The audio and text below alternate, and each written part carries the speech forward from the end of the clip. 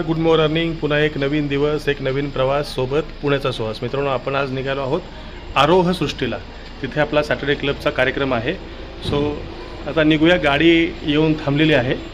So निघूया आरोह सृष्टी, Talegaon, ढमढे. So गाडी आलेली आहे, त्यात बसूया आणि निघूया.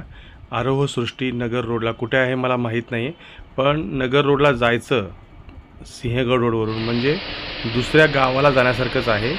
प्रचंड ट्रॅफिक आणि प्रचंड वेळ लागणार आहे. कमीत कमी 2 तास धरून चालू आहे. एवढ्या वेळेत आपण साताऱ्याला पोहोचलो असतो. तर चला जाऊया आरोह सृष्टी.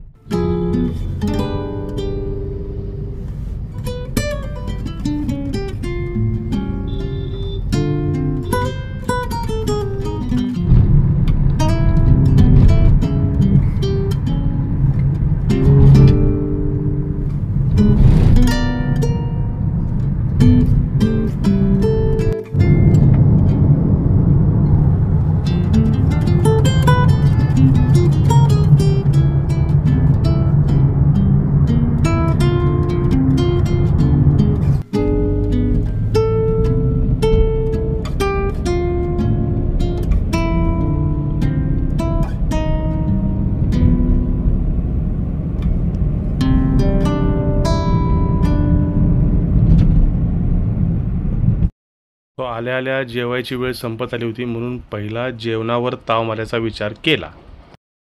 सो हा आहे आरोह सृष्टीतला मेनू. तुम्ही बघू शकता.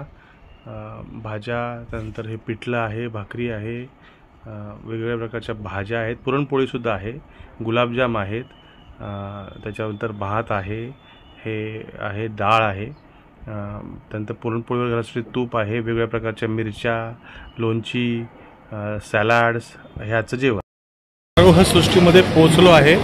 पोचल्यानंतरच मस्तपैकी टी-शर्ट दिलेला आहे आमच्या पुणे ईस्ट रिजनने आणि आता मस्त जेवणसुद्धा झालेलं आहे. सो चला पुढचा प्रोग्राममध्ये जाऊया आणि एन्जॉय करूया आज आरोह सृष्टी.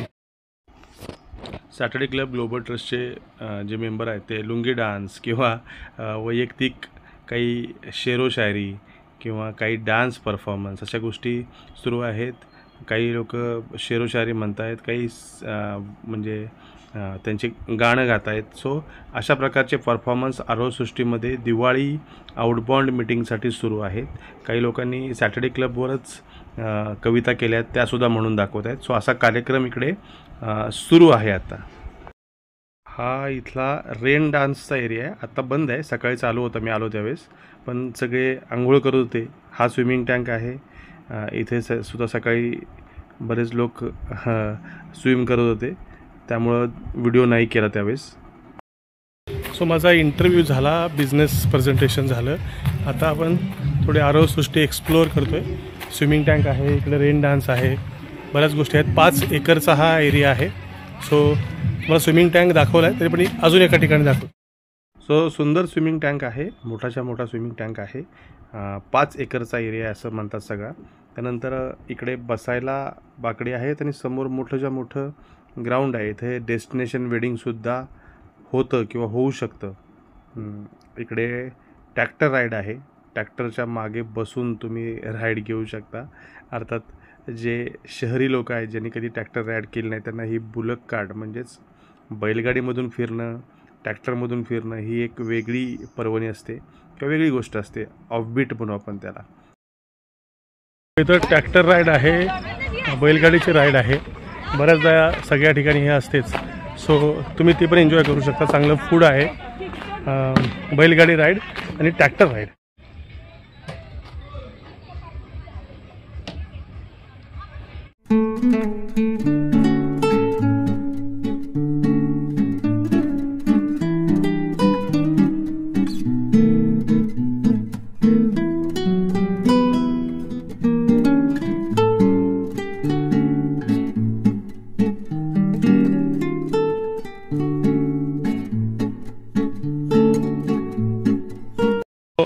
आरोह सृष्टीला ॲमेनोरा म्हणजे पुणे ईस्ट रिजनचा कार्यक्रम खूप सुंदर पार पडलेला आहे आणि आम्ही आता निघालो आहोत माघारी. म्हणजे मोगॅम्बो खुश व्हा असं झालेलं आहे पूर्ण दिवसभर. तो मजा आलेली आहे. हे फिरला नाही ना आत? फिरलो सगळे मी. हा का? मी जाऊन आलो सगळं. तो प्रोग्राम झालेला आहे. आम्ही दोघंही माघारी निघालो आहोत घरी. आता जायला किती वेळ लागतोय बघूया ट्रॅफिकमुळे. सो आरोह सृष्टी ते घर. सो आज सकाळपासून संध्याकाळपर्यंत म्हणजे सूर्यास्तापर्यंत आपण आरोह सृष्टीमध्ये आलो. सॅटर्डे क्लब ग्लोबल ट्रस्टच्या पुणे ईस्ट रिजनमधल्या लोकांच्या बरोबर दिवस व्यतीत केला. त्यांचे परफॉर्मन्सेस पाहिले आणि खूप एन्जॉय केलं. आता असं म्हणतात की सूर्याकडनं काय शिकायचं तर अंधार पडायच्या आत घरी जायचं.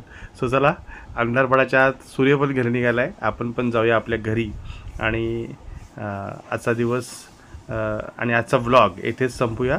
सो भेटूया पुढच्या व्हिडिओमध्ये. तोपर्यंत माझा हा पुण्याचा सुहास हा चॅनल तुम्ही लाईक करा, शेअर करा, सबस्क्राईब करा. हा व्लॉग तुम्हाला आवडला असेल. भेटूया पुढच्या व्हिडिओमध्ये. जय हिंद, जय महाराष्ट्र, वंदे मातरम.